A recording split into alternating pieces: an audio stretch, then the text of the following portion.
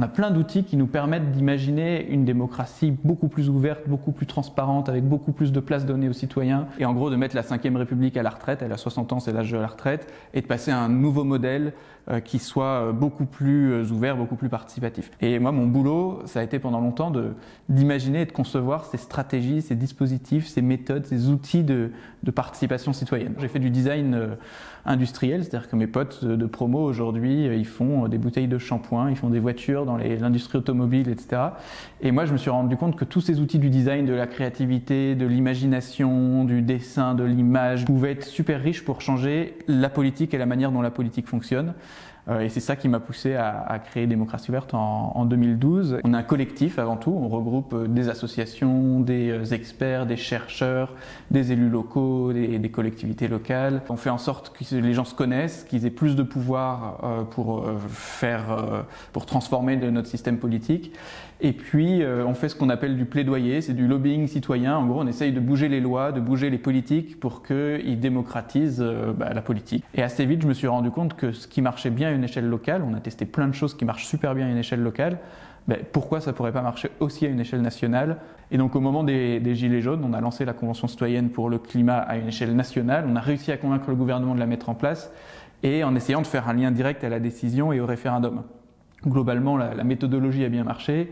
Le lien au référendum, on a vu que en fait, la promesse n'avait pas été tenue. Voilà, c'est le genre de choses qu'on teste et qu'on expérimente. Évidemment, c'est jamais on ou off, c'est pas on est en démocratie ou on n'est pas en démocratie. C'est une espèce de continuum.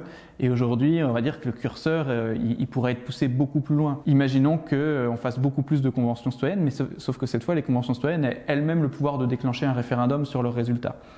Et bien là, d'un coup, on a des outils qui sont super puissants. Et encore là, on n'est que sur un exemple de comment est-ce qu'on peut améliorer notre système démocratique. Il y en a plein d'autres comme ça, et c'est ça qu'on propose dans notre pacte démocratique. Ces 20 mesures, elles sortent pas du chapeau. En fait, on a été voir tout ce qui s'est dit par différentes ONG, donc la nôtre, Démocratie Ouverte, mais aussi Anticor, des think tanks, portés aussi par des chercheurs comme Loïc Blondiot, comme Dominique Rousseau, comme Julia Cagé. Et on a fait l'état des lieux de tout ce qui existe comme proposition, et on a mis ça dans 20 mesures. Et le pacte démocratique, ça va être les mesures parmi ces 20 mesures qui sont suffisamment mûres, suffisamment acceptables politiquement, mais aussi par tous les citoyens, et suffisamment urgentes et transformatrices pour être mises en place dans les 100 premiers jours du mandat. Vous pouvez même participer là en ce moment sur tout le mois de janvier-février à sélectionner les mesures parmi les 20 qui sont les plus pertinentes, pour les mettre dans ce pacte démocratique avec des mesures d'urgence. Toutes celles qui ne sont pas retenues, on les transmet derrière à une convention citoyenne sur la démocratie qui, elle, va prendre le temps, 1 an, 2 ans, pour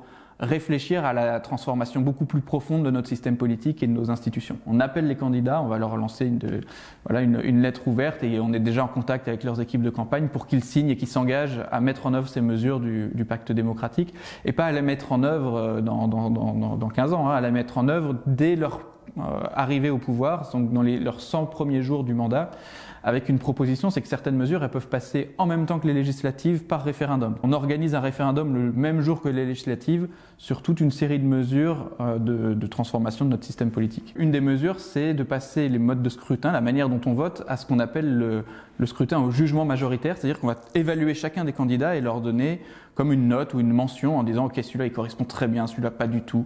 Une autre proposition, c'est le référendum d'initiative citoyenne, mais pas n'importe quel RIC, le RIC délibératif, où on prend le temps de débattre avec des citoyens tirés au sort et de mettre une caméra sur ces débats pour que le grand public, tout le monde, puisse débattre en même temps et se forger une opinion. Il y a le vote blanc qui va probablement ressortir comme un sujet important, parce que la reconnaissance du vote blanc, c'est quelque chose qui est compréhensible par un grand nombre de personnes, c'est quelque chose qui est suffisamment mûr et mature pour arriver, c'est quelque chose qui peut changer la manière dont on vote aussi, parce que si le vote blanc arrive en premier ou est majoritaire derrière, on est obligé de refaire l'élection, donc ça peut montrer aussi les dysfonctionnements de notre système politique, et la colère, elle peut s'exprimer à cet endroit-là. On va dire que c'est nécessaire mais pas suffisant, c'est-à-dire que c'est un des outils de cette boîte à outils de transformation démocratique, mais qui est en fait assez facile à mettre en place, et donc on soumet aussi à tous les candidats à la présidentielle. En fait, pourquoi cette démocratie, pourquoi c'est un peu la mère de toutes les batailles, c'est parce que c'est la manière dont on s'organise pour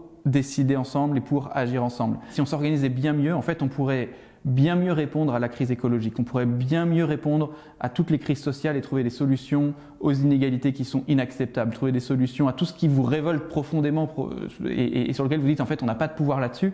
Et bien c'est de cette manière-là qu'on peut récupérer du pouvoir d'agir et du pouvoir de décider ensemble.